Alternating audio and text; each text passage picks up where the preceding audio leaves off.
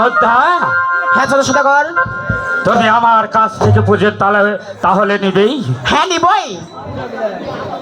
তুমি যত্ন করেই আমার কাছে তুমি হেরে গেছো পদ্মা। তুমি আমার কাছ থেকে তুমি কেমন করে বুঝে নিবে?